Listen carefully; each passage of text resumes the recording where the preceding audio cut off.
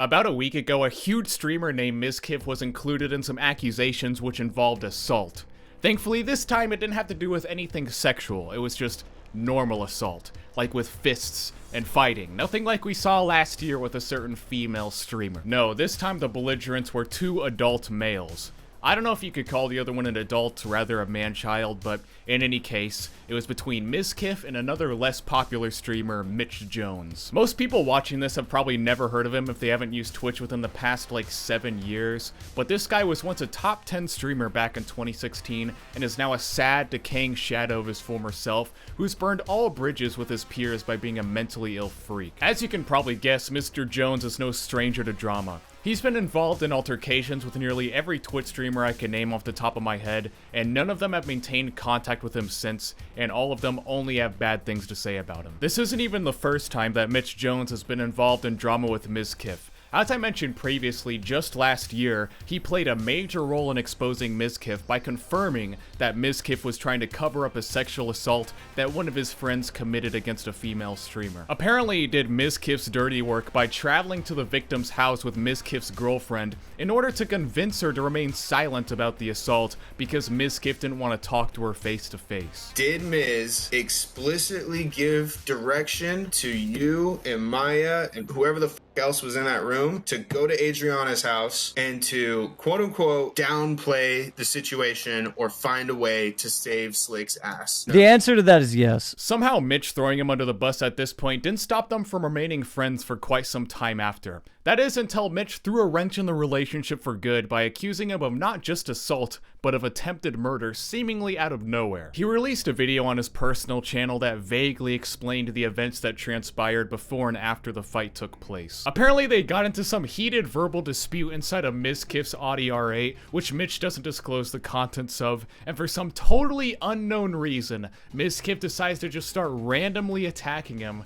to the point where he causes permanent brain damage, emotional damage, and knocks some of his teeth out. I still have lasting issues from this situation, physically, emotionally, mentally. Mizkif physically assaulted me to the point that I was told I might have to have surgery on one of my arteries, and I had to still have a concussion. Not only that, but he makes the very serious claim that he continued to smash his head in and choke him out while he was visibly unconscious, which is second-degree attempted murder. I got knocked out cold, and a major issue with this is that he continued to beat on my face so badly that my tooth became dislodged, and then strangulated me to the point where I still have the scars on my neck now, and I was so majorly concussed that I still have symptoms to this day. You would expect that with an accusation as substantial as this, he would have an obligation to include indisputable evidence that proves his claims beyond any reasonable doubt. To which he technically does show evidence, as there exists video footage that was recorded by a neighbor's security camera that shows the entire event. Except for one very minor detail. The footage of the incident he shows in this video doesn't actually include the incident in question, as in he deliberately edited out the only part of the video that proves any of his claims. I have the evidence right here.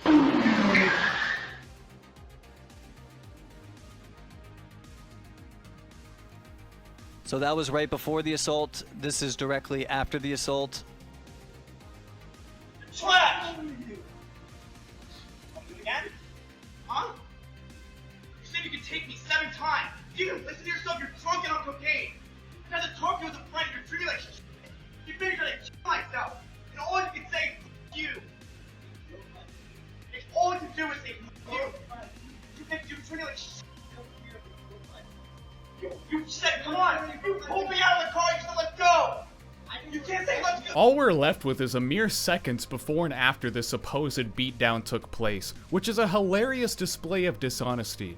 Now he can't even hide behind the idea of there being insufficient evidence, because now we know that he has the exact evidence he needs to confirm his claims, but he just refuses to release it. Since he expects the audience to just blindly believe him out of faith, all we can do is piece together the details of the footage and maybe contextualize what actually happened. The most pertinent detail of Mitch Jones's recounting of the incident incident is that Mizkif attacked him completely unprovoked, but if you watch his own video, you can spot a major inconsistency with this claim right off the bat. You can very clearly hear Mizkif yelling about how Mitch pulled him out of his own car and asked to fight him 7 times, and how he was wired on coke and drinking, which leads you to believe that Mitch was probably just acting like a spurgy psychopath, and the only reason he's on the ground in a fetal position is because Miz decided to defend himself. After just a few seconds of reviewing this video, you can now see why Mitch intentionally decided to cut the footage out of context so everything could only be left up to speculation. He contradicts himself with his own evidence again in this video by showing a doctor's prognosis which clearly states that none of the injuries he sustained caused permanent damage or required surgery, despite him claiming that he had permanent brain damage and required surgery. At the end of this video, he pretty much says, "Mizkif shouldn't have fought me because I was coked out and drunk," which really means he thinks anyone who has ingested any drugs is automatically exempt from self-defense, and they can provoke whoever they want into a fight with no consequences. You don't beat someone unconscious, especially when you know they're that drunk and that inebriated and that intoxicated. The rate of fatality is way higher, and he knew that I was messed up. Maybe just don't do drugs and force your friends into situations where they have to defend yourself from your coked out tantrums. And you gotta love how he smugly gets a condescending last word in to try to look like the bigger man than Mizkif. I'm no stranger to contentious relationships, and I'm no saint, but when it comes to extreme violence and assault of this nature and life-threatening injuries, I feel like dude needs help. You need help, bro. Dude needs help. Dude. You're the one trying to fight your friends out of drug-induced rage, and you're the one trying to stir drama about it online months later because you were seething internally all that time since you lost. This ass beating happened about 4 to 5 months ago, give or take, and around this time his streams were peaking due to his subathon, and in order to maintain the growth of his streams, he continued to appear on Twitch only days after the incident. His audience was inquiring about his obviously visible injuries, and instead of just telling the truth about what actually happened, he made up an alibi about being in a car crash. I got in a car accident yesterday, and my throat is completely like, as you can see, the seatbelt kind of wrangled me. Will there be a I have new like a season black intro song eye. with Like, Optimus? I got f***ed up. It's really surprising to me that he didn't come out immediately telling everybody about the drama and trying to instigate beef with Mizkif publicly like he's been known to do in the past. It's weird to me how he's only doing that now after like 5 months. The only reason he gave in this video as to why he held off for so long on revealing this information was that he respected a lot of Mizkif's acquaintances, and I guess he didn't want to tarnish their optics because associating with someone who's in hot water isn't a good look. There's a lot of people around Mizkif that I have a lot of respect for, which was one of the reasons that I considered not going public with this. Mizkif and his acquaintances are the last people you should ever have respect for. I really just think it's because at this particular point in time, Mitch still had a mutual interest with Mizkif to not harm each other's streaming careers with more self-destructive drama. He only kept quiet about this around his subathon because there didn't happen to be any benefit to causing any drama at that point. I almost think that Mitch was well aware of the public backlash he'd receive from exposing this drama and framing it the way he did. Like, there's no way he didn't learn from all the experience he has of making his peers in his community hate him over and over again. Maybe in his mind, this was just a way to temporarily revive his dying streaming career.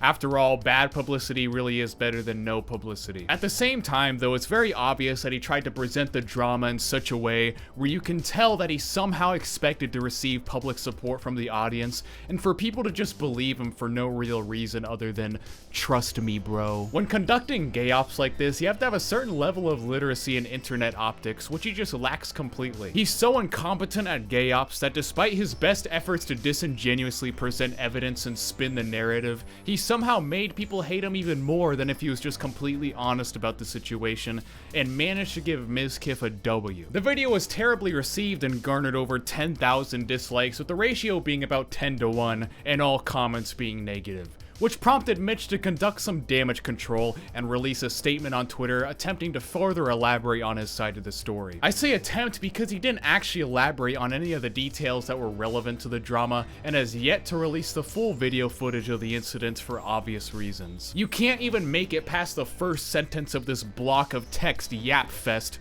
without witnessing his retardation. He's discontent in the fact that certain details are being taken out of context and that people are jumping to conclusions, despite the the fact that he presented all of the details out of context and expected people to jump to conclusions. He's just upset that people aren't jumping to his conclusions. He lists off a few reasons clarifying why he decided to publicize this drama out of nowhere, all lacking self-awareness and all being more retarded than the last. Reason number 1. He claims that the reason he brought up this drama 4 months later was only because it had been sitting with him and that other people were spreading false rumors about it. Which doesn't make sense because virtually no one knew about this incident until he exposed it. So the only rumors that could have been spreading about it must have been amongst his peers. And at that point, there was no reason to tell hundreds of thousands of people about it. Reason 2.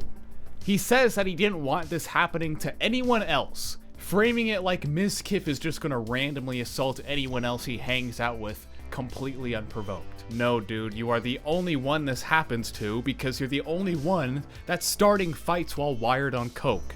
This guy lacks any sense of accountability or self-awareness. Reason 3. He says that violence is never the answer. You were the only one that was trying to solve an argument with violence. He also says that Mizkif needs to own up. Own up to what? Defending himself from a coked out psychopath? And go figure he's not pursuing any legal action because there would be absolutely no case to be made. If he's not willing to show his evidence to the court of public opinion, why would he be willing to show it to the court of law? For the rest of the response, he tries to, in his own words, correct some wrong information that people just got confused about for some weird reason. He doesn't do this at all. Every statement that he provides in this written response was already said in his video, and every claim he makes is completely baseless because it lacks the crucial supporting evidence that he's so adamant on not releasing. He still frames it in reason too, like Mizkif attacked him for what he said in that argument. No, you attacked Mizkif for what he said in that argument. He just happened to defend himself. In reason 3, he says, I have yet to understand why Mizkif attacked me. Really? At this point, it's just textbook projection. He's going on about how there's never a justification for attacking someone over an argument, and uses this point against Mizkif when the only person this point applies to is him. We're witnessing him admitting his guilt without him realizing it. He does this again in reason 6. Nothing gives you the right to put another person's life in jeopardy over a verbal dispute. First of all, his life wasn't even in jeopardy like I stated before, and second of all, again, he's the only one starting fights over verbal altercations. He ends it off saying, I'm speaking to my lawyer about what to say and what not to say. Well, if you're not pursuing legal action like you said before, why are you talking to a lawyer? He does not let down on the idea of Mizkif being the instigator, as you can tell from this response, despite there being no substantial reason to believe that. Not only is there no evidence to reference, but you also have to take his word over Mizkif's, despite him being a notoriously unreliable and untrustworthy person who was under the influence of heavy drugs at the time. I still have no idea how he thought anyone was going to believe him. You had a few other streamers providing some personal input about the drama and their overall thoughts on Mitch Jones, and as you'd expect, I couldn't find a single one who thought he was a trustworthy enough person to take his word about anything. Alinity, the cat-throwing who can't speak English properly, recalled a time when Mitch Jones was trauma dumping her shortly after the incident, I guess as a way to garner sympathy from her and manipulate her and her inner streaming circle into supporting him. And then months later, he comes to me and he cries and he tells me, Alinity, I don't know what to do. Everybody hates me. I'm depressed. I don't want to live. Like all this shit to try and like gather sympathy or whatever. Alinity also claims that Mitch was getting into fights during parties even after the incident with Mizkif. I guess the permanent brain damage wasn't enough of a deterrent for him.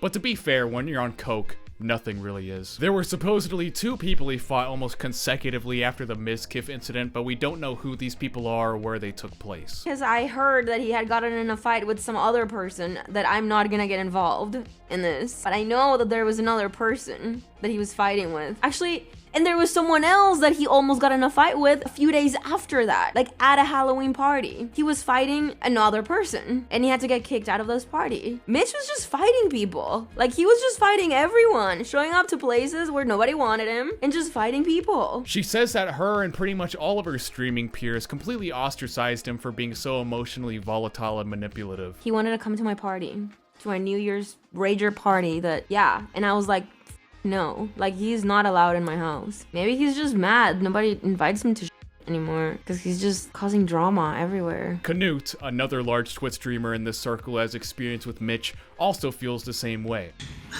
That sounds like a scam. Sounds like a scam. It most likely is a scam when it's Mitch Jones.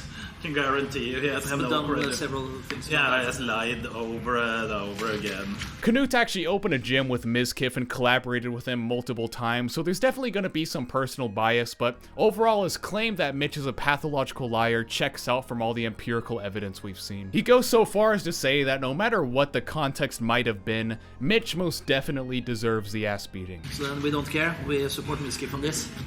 Of course I would have done it. Even if it beat him up, it would have been well-deserved almost. No, I'm just kidding. Sorry for that joke. Anyways, make sure to like and subscribe, join the Discord, leave a mean comment. I'll catch y'all in the next one. Peace.